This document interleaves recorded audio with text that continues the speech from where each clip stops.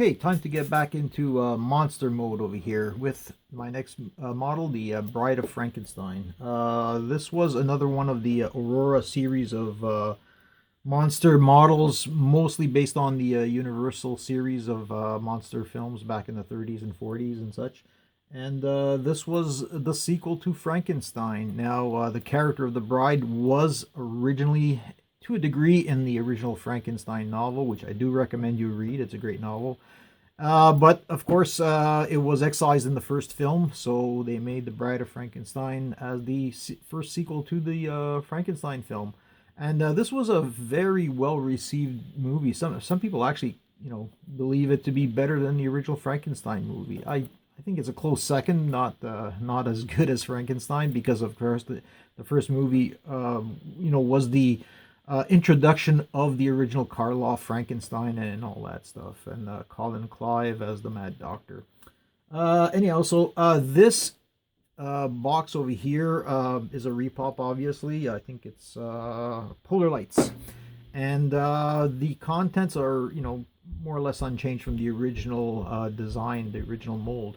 And the laboratory depicted in this whole more of a diorama model is quite accurate to what was in the film. There are a few differences here and there, but a lot of the apparatus you see and the table and whatnot is actually in the film, and it's a really good likeness of Elsa Lanchester face and figure as she played the bride in that movie. So really looking forward to this one. One of the worries I have with this is getting the face just right, because if you get it, it looks it can look really great or it can look really terrible. I've looked at a lot of reference photos and kept them aside just to go through before I build mine, and some ideas and things like that I want to do with this kit. Well, let me open it up and I'll show you what's inside to give you a better idea. I did pick this up with a whole bunch of other Aurora models from a seller a few years back, including the Forgotten Prisoner. So I got a good deal on it and was thrilled to get it. It seems that there's extra tape all over the place, so we'll cut those.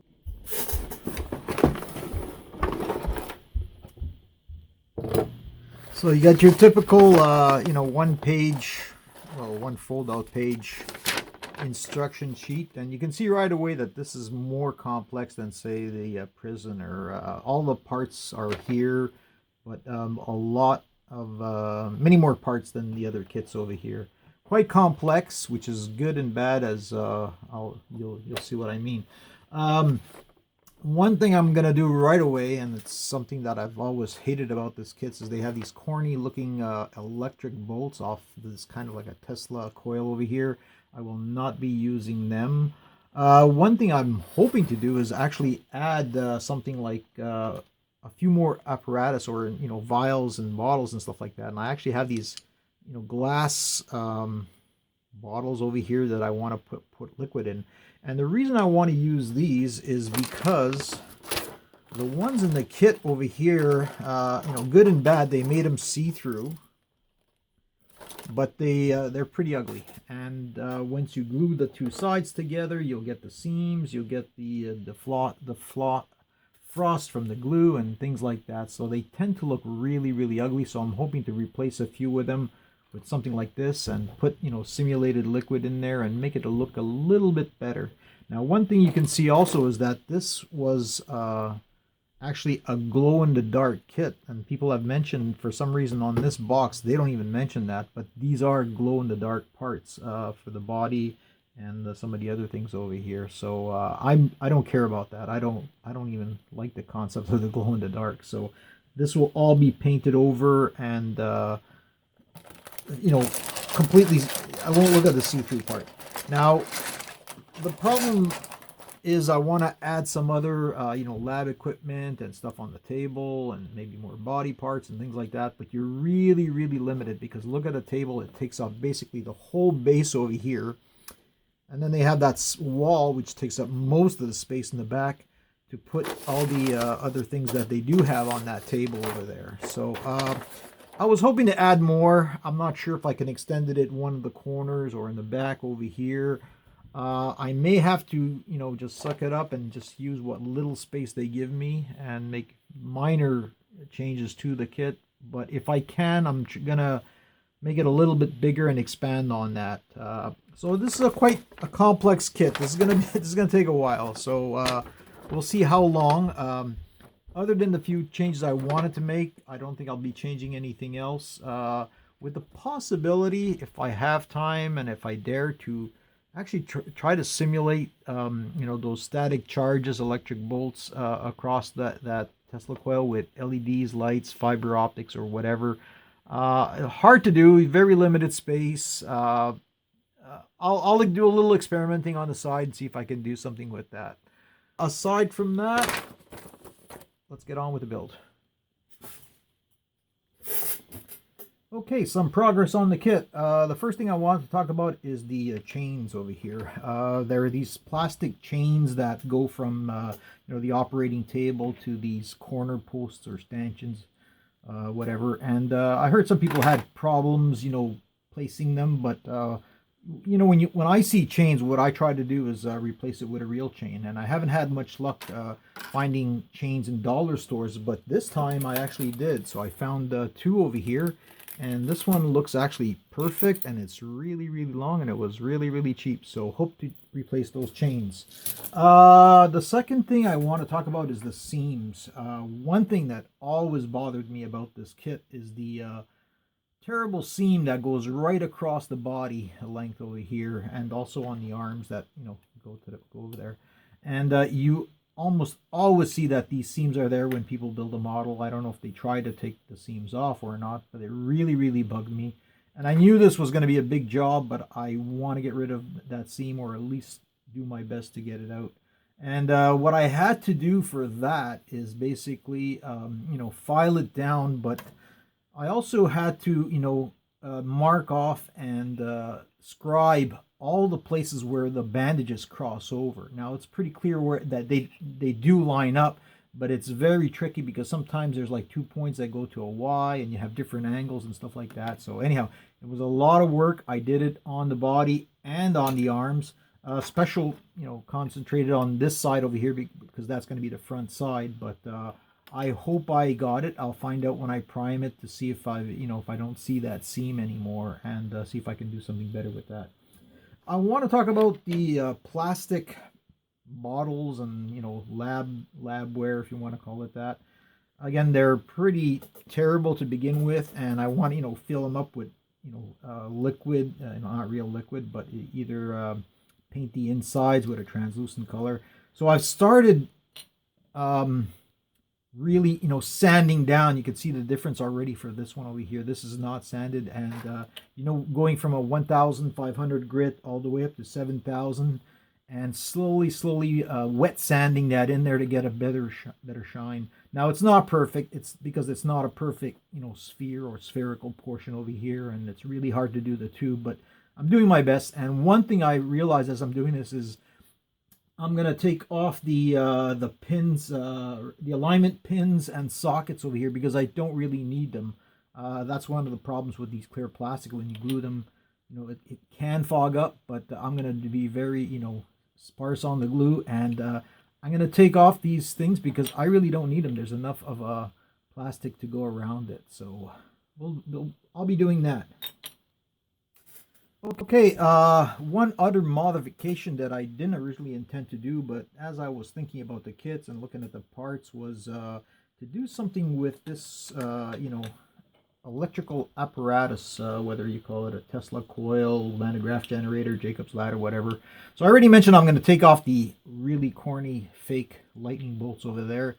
And I was thinking, what can I do? Maybe I can do something else. And I started thinking about fiber optics. And the reason I started thinking about this was on GrandpaMark's Hobbies YouTube channel. He talked about these Tealights that he uses them for cars, and some have flickering lights. They're dollar store lights over here, and some are constant on, some are flickering, and I couldn't find the constant on, and I I still bought the flickering one, not knowing what I'm going to be using it for. And then I realized this may become really in handy for this kit over here, where I can maybe simulate lightning with these two by putting embedding that LED in here, and then using fiber optics. Now, fiber optics, if you don't know, I have a little sample over here. It's basically, you know, a cable that shines the light through. So here I've got one end. You can see that that light is coming out just on the tip over there. But when you break up these cables, which is a little tricky to do, what you get is these other fibers over here. So I got a whole bunch. Basically that little piece had, you know, 7 strands in there. And what I hope to do is separate the strands, half on one side, half on the other. Now, as I mentioned, really what happens with this is light comes in here and it comes out the other end, and you don't see anything leaking out. But one of the properties of these fiber optic cables is if you do scratch it or nick it somewhere, the light will, you know, start coming out of those recesses, scratches and stuff like that. So I'm hoping I could do it really in a few places all along these strands, and then have them going from one to the other, kind of like in an arcing type of look. And I can embed the LEDs over here, and again just put the battery packs maybe down here for these two you know, Tealights, because it's just a small circuit board under each one. So you basically take it apart, and I'm gonna try that. It's got a lot of risk. I've got to experiment with a few things, such as the glues. You got to use you can't use CA on this stuff. You have to use epoxy and stuff like that. So I'm going to try to demo it out, see if I can get first the effect I want. And if I can get the effect I want, then I put it in there. And it should be a big improvement and should make the model really, really look nice. So I'll give it a shot. Okay, quick update. I picked up a few bottles / vials at the dollar store. Hopefully I'll be able to use these if I can make another table or a stand. And even these, I can actually salvage the powder to use as you know, carpeting in cars and things like that. So I'll be using at least one of those somehow. The body is kept the head separate because I want to do some, you know, the skin tones over here. Built up the rest, did a little putting. There's not too much that was needed, so this is ready to go be primed with a few other parts. I'm going to be priming in white and the other stuff in darker colors for the priming. Now, for the lights I mentioned, the Tealights, a few things. First of all, you probably want to get a mallet like this, because what I found was I was able to take out the interior circuitry, or lack thereof, just by tapping this along the edge, and you can hear almost the glue cracking, and after a certain point you can just pop these things out. But the first surprise I noticed was this is not the same one like the other video from Paul or Mark, sorry. And there is no circuitry. There's really the batteries. It goes to a switch, you know, ad hoc switch over here, and the LEDs themselves I figured were the ones that were flickering. So there's something built-in circuitry right into the LED. And what I did was I tested it out over here, and you can see this is going straight to the LED, and I still had that flickering effect. Because of that, I don't need to use these LR44 batteries, which are, you know, two LR44s, which are 1.5, so it's 3 volts. And what I thought what I would do is power both of these LEDs with 2 AAAs, and I think I'm gonna salvage from this really crappy dollar store radio the battery holder, so I'm gonna do that. I did a little work on the fiber optics themselves. You can see I cut out the trenches over here to show you what I meant, where I'm going to be placing them, and the LED would be slotted here, and probably now, because I need a bigger case, I'll have wires coming out the back to say, you know, go to the battery and the switch, or probably put the switch right here actually. So but one thing I tried to do was start playing around with you know, scraping off pieces to see if the effect I wanted was really there. Unfortunately, when I did a few tests, it's really not as bright as I thought, despite using even this battery, which makes it a little brighter. And I'll see if you can see the effect or lack thereof. And you see if I put them on end to end, these wires have a few scrapes, but you really don't see too much light coming through. Well, in your case, probably not at all because I have too many lights. Hang on a second. Let's try that again without the lights. And you can see there's a bit of a vibration, like the seeping through, but not as much as I'd hope. So I'm gonna, have to scrape a bit more, and there's just too much light still coming off the ends over here. Ideally, all that light would be absorbed in the cracks that I make, and then you wouldn't get any of it out over here. But we'll give it a try. What can I say? If it works, it works. If it doesn't, it doesn't. But at least I tried. Okay, I'm still experimenting with the fiber optics, still not getting quite the effect I wanted, so I want to talk about some of the other progress I've made along the way. First of all the parts have been primed, and some of them have been painted, as you can see over here, or at least the first coats, and it's coming along with that stuff. But the real thing I wanted to talk about was the body. I mentioned the face, how I wanted a light complexion, and what I did was I took a mix of flesh colored with white, mixed white paint in with the flesh to give this really light flesh tone over here, and then I covered it with future because I'm going to be going over, like I said, with little markers and things like that to try to get those facial features out. So far it's not too bad. What I like about this is I have a little area where I can play to see make sure that the markers don't soak in and spread out. So progress there.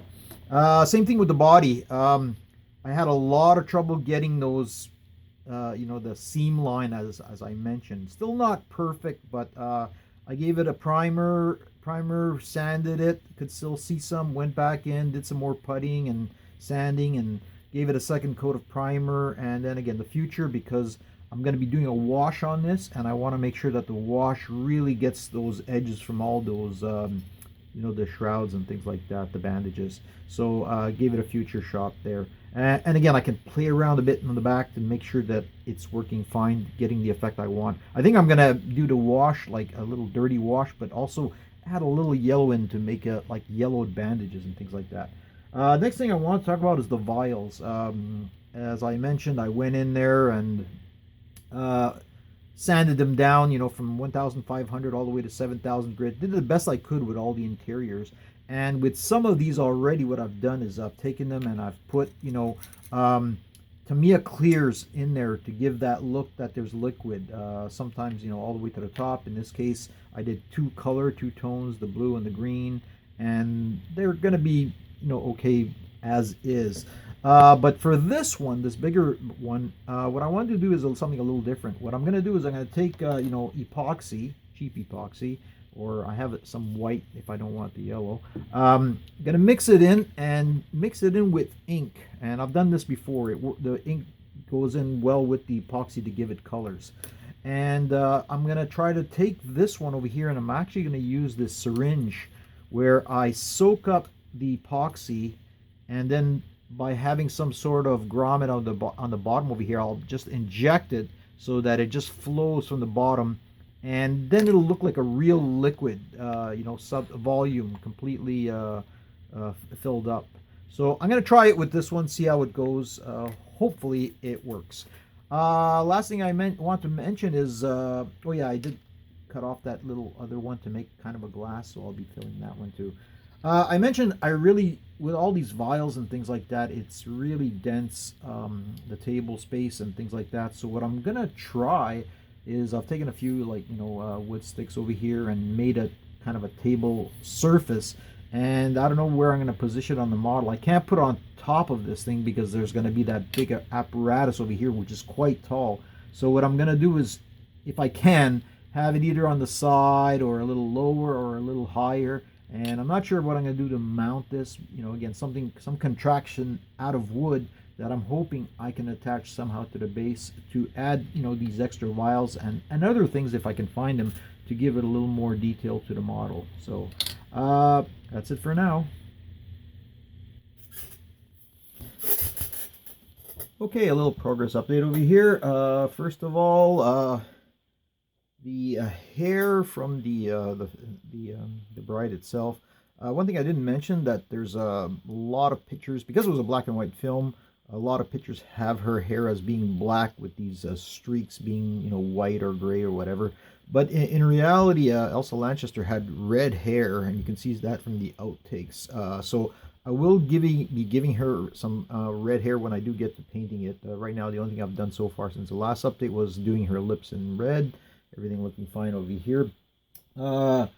You can see that the body, I don't know if you can see it, but it came out really well with the wash I did, with just a little bit of yellowing with some black stuff. I'm going to be doing a little bit more on it, but so far I was very happy with how it's coming out. It kind of looks like grungy, little slightly moldy bandages and things like that. The fluids, I did the injection molding, injection molding. I did the injection of the epoxy into this one over here. It worked really well. What I actually ended up doing was taking a rubber band and making a small hole to make that little gasket as I injected it with, this a syringe over here, and it worked really well. I did some of the others too. This one's a real glass and things like that. And I just used red ink for this one. I actually mixed a little bit of red ink and blue ink to get a little purplish for this one. One thing I want to say, if you are going to do this technique, one thing I've learned is after the epoxy's been injected and you want to get that epoxy out, it really doesn't stick to this plastic, but if it's on the tube part over here, it's really hard to do. So what you do is you stick a piece of, a rod in there, a skewer or whatever, and the epoxy just sticks to this and you just plop it out. So something to keep in mind if you're going to use that technique. A lot of sanding also on this one over here, and some of the others, to really, get us clean a base afterwards. You can't even see where I injected over here. So looks really nice. I finished the popsicle stick shelf, as I mentioned, because I have, extra vials and things like that. And I'm going to be painting it, the same color as this one, or as much as possible. It's, it's real wood, but trying to keep it in, that it doesn't look too different from the other shelf. I'll see how that goes. And I built, a little bracket over here. And the reason was because I needed an extra wall. I think I mentioned it before, that there's just no wall room, and it's not going to work by just extending the wall that is over here with the kit. So what I've done is try to replicate the look of the other wall, which I don't have here right now. And what I did was I took, I saw this technique on some of the other videos. I'll see if I can post a link if I find it again, where you basically take the foam board, and the two-sided foam board you get in a dollar store, where it's paper on both sides. And what you do is you peel off one side over here, which I've done, and then go in with some heating apparatus, if you want to call it that, to make the brick work. And what I found was I have a fine tip soldering iron, but even that's really too fine. So what I did was I took a thick wire, something that wouldn't bend afterwards, and I wrapped it around the tip, and that gets hot. And I found that was perfect for getting into and making these mortar lines in the wall. The only thing I'm going to be doing now with this, I think, I'm going to have it somewhere on this side over here, because that wall's over there. And even with, this extending out, I don't want it to obscure her face or, anything like that. So I'm probably going to have to be put this on a base afterwards, and, give some separation between here and there, and making it basically a bigger diorama for it. So, but it looks good. And then, after it was all done, I took a piece of wood, because this is really too flexible. So you needed something more solid over here to make it a solid wall. So I just glued it onto a board. And that's why the double-sided foam board is so practical, because it still has paper on one side, which really, adheres to wood nicely. So I tried to mimic, the outline of the original piece. Not the best job, but it'll do. And it does look, like brick. That's the important part. So that's the update for now. Okay, it's been slow going, very slow on my part. I mean, you don't notice it because you just see the completed video. but it's been taking me a long time to get to this point, but I am slowly making progress. One thing I didn't show last time, but I did pretty much finish, was the heart, which was kind of like I did with the Dracula Dragster, like purple, and tried to paint the aortas red and blue and things like that, so it looks nice. Um, I did most of the painting on the face, the head here. Not too bad. I think I would have liked it a little bit better, but I'm still satisfied with the results. I still have to do a little few touch-ups here and there, but at least I didn't mess it up. So that's that. I've did another wash on the body. Again, you probably can't see it in the video. I just want those lines from the all the bandages to stick out. I'm probably going to give it another wash, to be honest, but it's looking nice. As you can see, I've done a lot of the base. I've worked on the base. I built the extra wall to kind of match that one that was there. Uh, did a little, wood grain painting. Well, this is wood, but wood grain on this thing over here to try to make them match up. So this will go up here. One thing about the base I should mention is right now this is just kind of a silvery pattern from whatever piece of wood I had, but I'm probably gonna make that dirt if I can. Just make it like it's they're working in a dirty laboratory that has a dirt floor with some stones, things like that. Um, the chains. So I mentioned I want to use real chain, and I'm going to be using this one over here. And the only thing I have to do for that is the mounting points under here. They're already built into the chains that come with the kit. So I have to build that little loop. It's going to be metal. Everything's fits. I fitted everything, and I'm probably going to just cut the length of these chains to pretty much be what the original chain length was, maybe a little bit longer, so I have some play, so that once they're glued under here and the posts go, I can cut off extra loops if necessary. That's pretty much it. Getting close. Always too slow. And again, the last thing that I really have to work on after this, which I haven't touched in a while, was that electronics to try to get that spark effect on this thing over here with the embedded LEDs.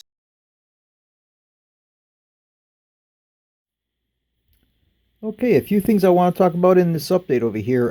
First of all, let's talk about the electronics over here. So I've wired in the the flickering LEDs over here, put the strands of fiber optics over here, added a little switch, and the power coming out in the back, which goes to just this little salvaged clip from an old mini radio or whatever as a battery holder. Let me show you what the success or lack thereof or partial success I've had with it. So if I turn it on now, what I'm just going to do is shut the lights over here so you have a better idea of what's happening and what I was aiming for. So if you see here, this is what I was aiming for. After a little time, the flickering between the two, it changes. You see, it's quite random between them. And I was going to bring those over from one to another. Now, an interesting side effect of this, which I didn't expect, was when the cover is on, you can still see some light shining through these discs over here, which I kind of like. I tried to actually block that at one point by using Molotov here and some over there to minimize that, but I actually like it right now, and it's because this isn't really working as bright as I'd hope. I'm gonna just leave that like it is, and so you'll get both effects over here. So you really can't see this when it's bright, obviously, so it's some one of those you'll see it in the dark only, and but that's as good as I can get. The LEDs are just not that bright, so partial success on that one. You can also see that I've made pretty much the bench over here, the table with the posts. I really like how the chains came out over here. Very realistic looking. One thing I wanted to add to, again, make it a little more realistic is these, kind of probes or whatever that goes on the side of her head. I'm going to add these little twirled wire. This is just bare copper, a 22 gauge wire that I've stripped off a wire and then rolled it on a little, small little stick. And it's kind of like the old way of doing, passing electricity, because they didn't have stranded wires in those days. They just rolled solid wire. So I'm going to put that just going kind of like going to the back of the the table over here. So just a little, a little more authentic creep factor, old laboratories type of a thing. And that's about it for now. Okay, a quick update over here. As you can see, I've pretty much painted this apparatus over here. One thing I wanted to talk about is how I actually get these strands to emit light in streaks and not just at the tip. I don't think I mentioned it before, but basically what I did was took each piece over here and then separated one at a time out, and then took a sanding stick and then went to the end at one piece, took a stroke, went a little deeper, took another stroke, and then went deeper again, took another stroke, and deeper that way, so that the end piece here gets more strokes than the ones preceding it. So the idea is to create kind of a slant so that it's tapered off and the light then emits continuously through that. Again, mixed success with that. One thing I mentioned briefly, I don't know if people caught it before, but I said I was going to streak these over to go to the other side, so it kind of looks like jumping from one to the other. I don't think I'm going to do that right now, given the way that they don't really light up as much as possible. What I think I'm going to do is trim these two over here, do that stroking motion, and just have them flail out using some white glue. You got to be careful which glues you use with this stuff, to basically spread them out so it's kind of like flailing like that. So little work more to be done here, but almost done with that one. I wanted to add again a little more detail over here. As you can see, I put in the quills that go to those probes or whatever on the side of her head.